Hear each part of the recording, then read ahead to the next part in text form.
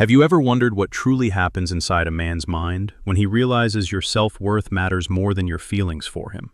It isn't pleasant, it isn't sweet, it isn't comfortable. It's a quiet blow, shattering to his sense of self.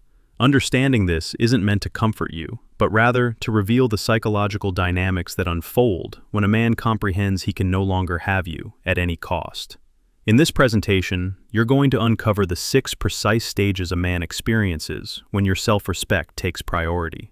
From the initial bewilderment, through an internal collapse, to the moment when the entire dynamic reverses permanently. If you leave before reaching the end, you'll miss the most crucial part, the one that distinguishes the woman who yields again from the one who is never taken for granted anymore. This isn't just another presentation. It's the one you need to absorb completely if you don't want to lose yourself for affection. So show your support, subscribe if you haven't already, and let's proceed straight to the first stage, the instant when he perceives you're no longer negotiable. Pay close attention because a widespread illusion shatters here. A man doesn't recognize he's losing you when you walk away. He perceives it when he can no longer manipulate your emotions to his advantage. It isn't a verbal boundary, it isn't an ultimatum, it isn't a statement. It's a quiet shift in your internal stance. And when this happens, he senses it before understanding it. Let me illustrate this with an actual case, because this isn't learned through theory, it's grasped through lived experience. Chris Bell came to counseling with a story that repeats more often than you'd imagine.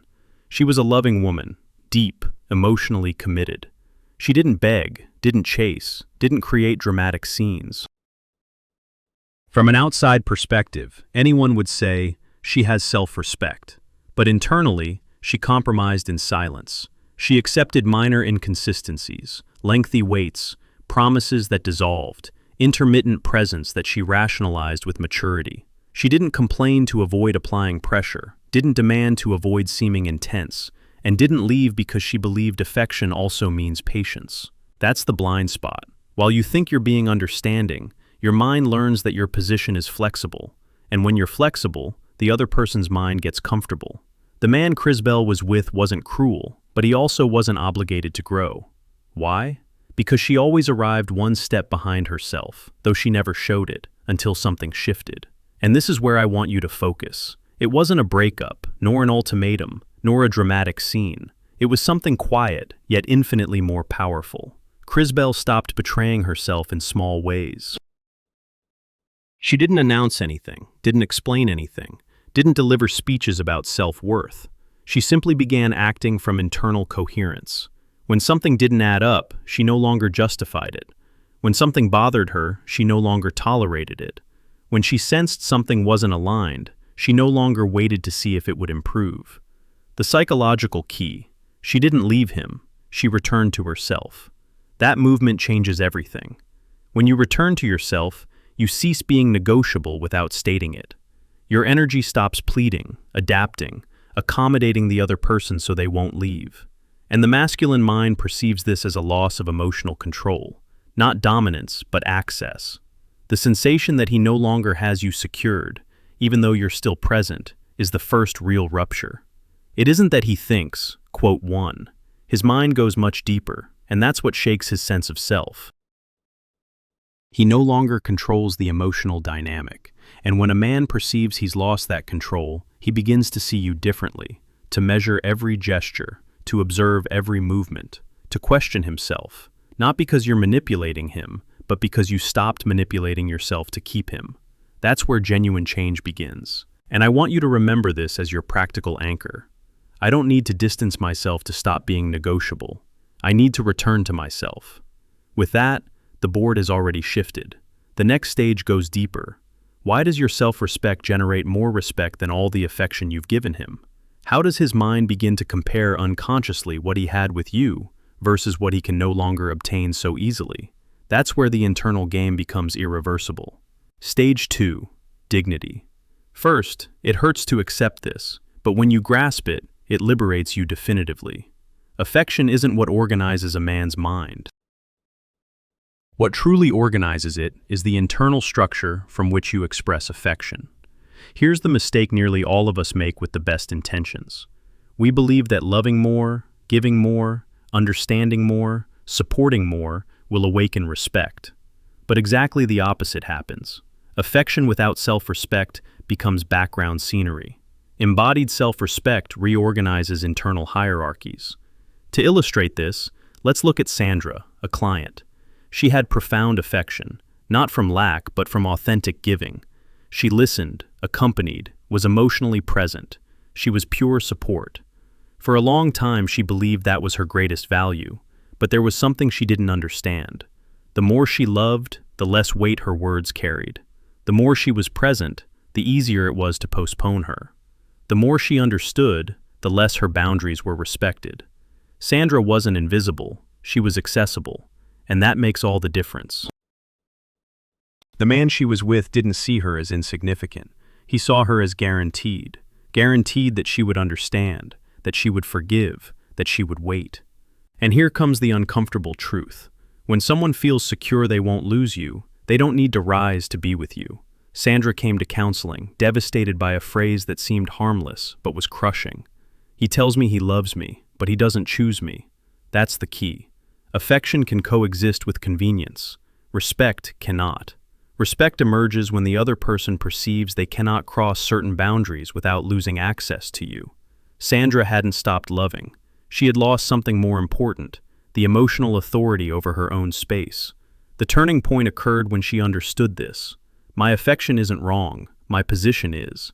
She didn't stop loving, she stopped giving without structure.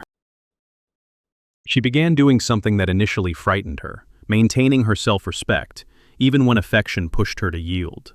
Here's the core of this stage. Self-respect isn't harshness, it's coherence, sustained under emotional pressure. Sandra started noticing when her affection led her to justify herself, when her caring pushed her to accept inconsistencies, when her desire to care for the other person made her neglect herself. Then she made the most important movement. She stopped loving from sacrifice and began loving from boundaries. Not from punishment, not from pride, but from truth. When something wasn't aligned, she no longer covered it with affection. When something hurt, she no longer softened it to avoid discomfort. When there was no reciprocity, she no longer sustained it alone. This produced something very concrete in the man's mind: confusion. He continued receiving affection, but he no longer found self-abandonment. That unsettles because many men unconsciously confuse affection with total availability. When you love but don't surrender unconditionally, it breaks their internal map. Sandra was no longer the one who loves no matter what. She was the one who loves but doesn't betray herself. That combination commands respect without requesting it.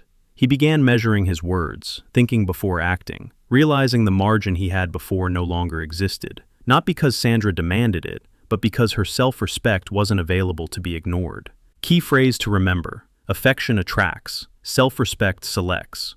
Without framework, affection overflows and devalues itself. With framework, affection becomes valuable because it isn't infinite or free. Sandra didn't build walls, she built criteria. That generates respect when the other person perceives not everything is permitted, even if there's affection in your life. This translates as follows. Your self-respect begins activating more respect than all your affection. You stop using affection as anesthesia. If something bothers you, you don't justify it anymore. You name it or you leave. That shift in your internal position produces an involuntary effect on him. He starts comparing, not consciously at first, but his mind does it automatically. What did I have? What did I lose? What am I losing now? That internal comparison is the foundation of stage 3. When he realizes your self-respect is genuine, he begins measuring differently. He no longer evaluates if you'll stay. He evaluates if he deserves you staying. That psychological shift is where everything transforms. Stage 3. When he realizes your self-respect isn't a performance but your new reality, something profound shifts in his psychology. It's no longer about whether you'll return. It's about whether he measures up to you remaining. This moment is delicate because many women misinterpret what's happening. He might seem distant, quieter, more contemplative. It isn't indifference, it's recalibration. His mind is processing a scenario it wasn't prepared for. You're no longer the variable that adapts, you're the constant he must adjust to. Let me share Mariana's case to clarify this. Mariana had spent years being the emotional anchor in her relationship. She was consistent, warm, always available. Her partner knew that whatever he did, however he acted, she would be there. That certainty created a dangerous comfort. He stopped growing because he didn't need to. When Mariana finally returned to herself, something fascinating happened. He didn't immediately step up or apologize or transform. He withdrew, not out of rejection but from confusion. For years, his role was clear. He could be himself without consequence because she absorbed everything. Now that dynamic had evaporated, and he didn't know how to proceed. This is where many women panic and revert. They interpret his withdrawal as disinterest and rush to reassure him, to soften their position, to become accessible again. That cancels everything. The withdrawal isn't rejection, it's processing. His mind is running calculations it never had to run before. Can I actually lose her? What would that mean? Am I prepared for that? Here's what's crucial to understand.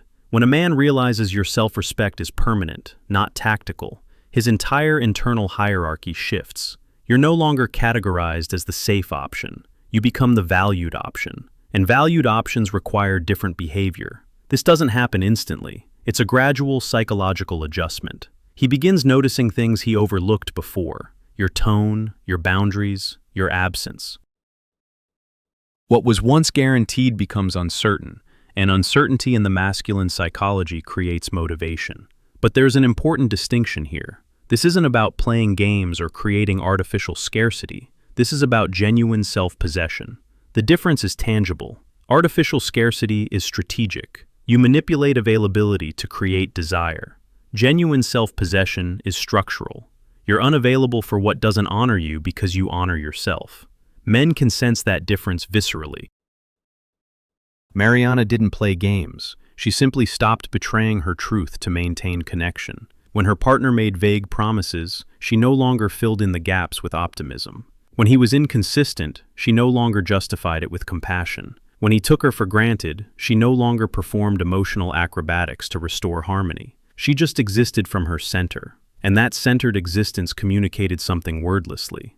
I'm here, but I'm no longer yours by default. That's stage 3. He's no longer evaluating whether you'll accept him. He's evaluating whether he can meet the standard you now embody. And that evaluation is uncomfortable for him, which is precisely why it's transformative. Stage 4. The resistance phase. Understanding this stage prevents you from misinterpreting his behavior and reverting to old patterns. When a man recognizes his previous approach no longer works, he doesn't immediately evolve. He often resists first. This resistance shows up in specific ways. He might test your boundaries subtly, checking if your new stance is solid or temporary. He might become slightly more attentive for a brief period, then pull back to see if you chase. He might express frustration indirectly, making comments about you being different or changed. This isn't cruelty, it's discomfort with the new dynamic. Let me explain what's happening psychologically. For however long your relationship or connection existed, his mind created neural pathways around a specific dynamic. You were predictable in certain ways, predictably accommodating, predictably understanding, predictably available. Those patterns created comfort, and the human brain resists the disruption of comfortable patterns, even unhealthy ones. When you shift your position, his brain experiences something akin to withdrawal. Not because he's addicted to you specifically, but because the entire emotional ecosystem has changed. Where there was certainty, there's now unpredictability. Where there was convenience, there's now accountability. That's deeply uncomfortable. Here's where many women make a critical error. They interpret his resistance as evidence they should return to the old dynamic. They think, quote 2, that thought is the trap. His struggle isn't a sign you've gone too far. It's a sign the process is working. Think of it like physical rehabilitation. When someone breaks a bone and it heals incorrectly, breaking it again to reset it properly is painful, but necessary. His discomfort is the breaking of an unhealthy pattern so a healthy one can form. Your role isn't to reduce that discomfort, it's to remain steady while he moves through it. Let me share Claudia's experience. Claudia had been in a relationship where she constantly initiated difficult conversations, managed his emotions, and carried the relationship's emotional weight. When she stopped, he became visibly agitated. He'd make passive comments like, quote 3 or quote 4. Those statements were attempts to trigger her old pattern, to make her explain herself, reassure him, manage his discomfort. Claudia's instinct was to do exactly that. But she didn't. Instead, she responded with calm truth. That response did something powerful. It didn't engage the game he was unconsciously playing. It didn't defend, justify, or soften. It simply stated reality. Over time, his resistance transformed, not because she convinced him, but because resistance requires energy, and when it doesn't produce the desired result, it naturally diminishes. He had two choices: adapt to the new dynamic or leave.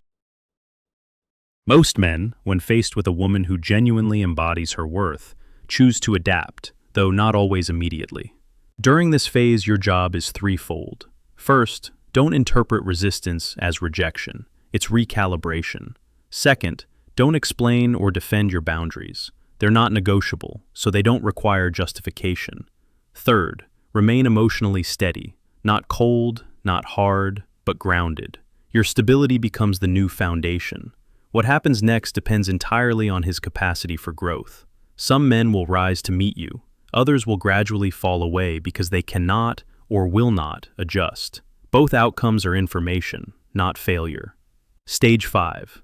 The moment he starts evaluating himself. This is where the power dynamic fundamentally shifts. Up until now, he's been evaluating you, your availability, your limits, your likelihood of leaving. That silent evaluation is dangerous because it's unspoken but defines the treatment. While you were the one adjusting, he didn't need to examine himself. Why would he? If the system functioned in his favor, there was no reason. But there's an exact point where everything changes drastically. When you stop moving to sustain the relationship, the focus shifts. You're no longer the unstable variable, the unknown, the one who might fail. Now it's him. That internal displacement isn't comfortable. It's deeply confronting. He begins feeling something new, difficult to name, a sense of inadequacy, doubt about his own value, discomfort that didn't exist before, questions he never asked himself. Am I enough for her? This doesn't occur because you provoke it. It occurs because you're no longer doing the emotional work for both of you. Before, you compensated. Now, when something fails, it fails. That forces his mind to look inward. And something important, this isn't experienced as immediate romance, but as internal dislocation. He might seem quieter, more thoughtful, more careful, even emotionally clumsy, not because he's losing interest, but because he's recalculating his position. Before, he evaluated, quote 6. Now he evaluates something very different. What am I doing to keep her close? Now, without realizing it, he begins evaluating himself. Am I giving enough? What do I truly offer? What happens if I don't change? What do I lose if she isn't here? This is crucial. Nobody self-evaluates while feeling advantaged. Self-evaluation emerges when the advantage disappears, and you eliminated that advantage when you stopped betraying yourself for affection. Here's something many women misinterpret. When he begins evaluating himself, he doesn't always approach immediately. He might withdraw, doubt, observe from a distance. Why? Because self-evaluation involves risk, accepting that perhaps he doesn't measure up. And the masculine sense of self, if unexamined, fears that more than losing a mediocre relationship. That's why this stage is so delicate. Here you could make the error of reassuring him, guaranteeing everything's fine, minimizing your position, or returning control to him. If you do that, you cancel the process. The message his mind receives would be, it doesn't matter, I don't need to change. But if you don't do that, if you remain firm, human, present, but not available to sustain the connection, something powerful happens. His evaluation deepens. He begins comparing himself, measuring what he could lose, what he didn't know how to sustain before, the version of himself you no longer automatically validate. Hear this clearly. When a man starts evaluating himself before a woman, it's because she stopped evaluating herself to deserve him. That's real psychological power, not because it humiliates, but because it awakens awareness. Now let's get practical. For this process not to break down, you need to do 3 fundamental things. Don't accelerate his internal process. Don't ask, quote 8. The evaluation needs space, not pressure. Don't rescue him emotionally. If you see him confused, don't return to supporting him like before. That was the old pattern. Don't retreat to relieve your discomfort. Accept your discomfort.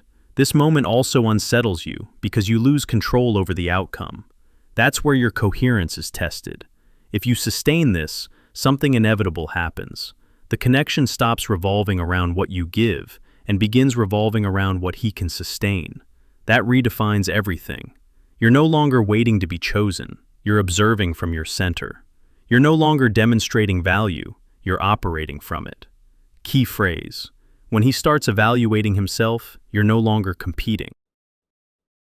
You're selecting.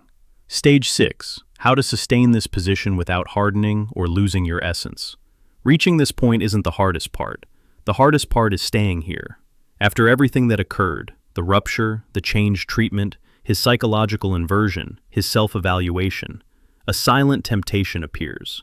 Hardening yourself. Many women confuse self-respect with coldness. They think that to avoid being the one who always yields, they must become emotionally inaccessible, rigid, always in control.